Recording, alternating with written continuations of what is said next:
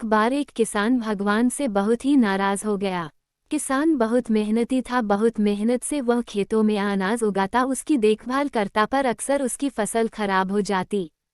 कभी सूखा पड़ जाता, कभी बाढ़ आ जाती, कभी तेज धूप, कभी आंधी, कोई न कोई कारण बन ही जाता कि उसकी फसल खराब हो जाती।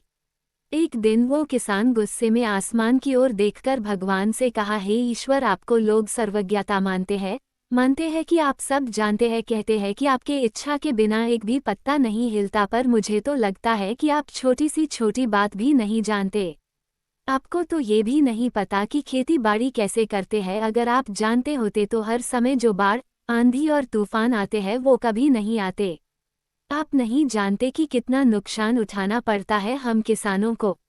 यदि आप मेरे हाथ में ये शक्ति दे दे कि जैसा मैं चाहूँ वैसा मैं मौश कर दूं, फिर आप देखना मैं अन्य के भंडार लगा दूंगा। भगवान इस किसान के तीखे वाक्य सुनकर मुस्कुरा रहे थे और वह किसान के सामने प्रकट होकर बोले, मैं आज से तुझे ये शक्ति देता हूँ कि तुम अपनी खेतों पर तुम्हारी जैसी इच्छा ही तुम वैसा मौश कर दोगे। मैं बिल्कुल भी दखल नहीं दूंगा, तुम्हारी इच्छा से सब कुछ होगा। किसान बहुत खुश हो गया। किसान ने गेहूं की फसल अपनी खेतों में बोई।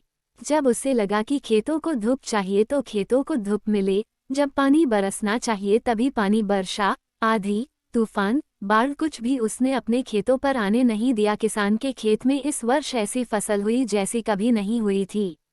हरी भरी लहलहाती फसल, मन ही मन वो बहुत खुश हो गया और सोचने लगा, अब सबूत के साथ दिखाऊंगा भगवान को कि इसे कहते हैं शक्ति का सही उपयोग। मेरी सफलता देखकर उन्हें अपनी नियम जरूर बदलने पड़ेंगे। कुछ दिन गुजरे, फसल कटने को तैयार हो गए। किसान बहुत उत्सुकता के साथ फसल को काटने लगा, पर जैसे ही उसकी नज़र गेहूं की बालियों पर गया तो उसने अपना सिर पीट लिया और वह रोने चिल्लाने लगा। गेहूं की एक भी बाली के अंदर गेहूं का दाना नहीं था, सारी बालियां अंदर से खाली थी। किसान बहुत दुखी हो गया। उसने भगवान को रोते हुए फिर पुकारा, हे प्रभु, तुमने ये मेरे साथ क्या किया? क्या तुमने मुझे कोई सजा दी? भगवान बोले, पुत्र, ये तो होना ही था। तुमने पौधों को संघर्ष करने का मौका ही कहा दिया, ना तो तुमने उन्हें आंधियों से जूझने दिया, ना तेज बारिश से सहने दिया और ना ही धूप में तपने दिया। एक भी चुनौती का सामना तुमने उन्हें नहीं करने दिया, इसीलिए सारे पौधे अंदर से खोखले रह गए। जब आंधी, तूफान, तेज बारिश और धूप पड़ती है तभी ये पौधा अपने अस्तित्व को बचाने के लिए संघर्ष करते हैं, और इसी संघर्ष से एक बल पैदा होता है जिसमें शक्ति होती है, ऊर्जा होती है, और यही ऊर्जा पूर्ति तेरे गेहूं के दानों की तरह जो नहीं फूटी। तूने उन्हें कठिन परिस्थितियों से गुजरने ही नहीं दिया जहां उनके अस्तित्व का जन्म होता।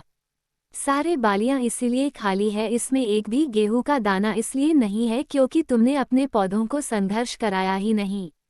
याद रखिए, स्वर्ण में सवर्णीय आभात तभी आती है जब वो आग में तपने, गलने और हथौड़े से पीटने जैसे संघर्षों से गुजरता है।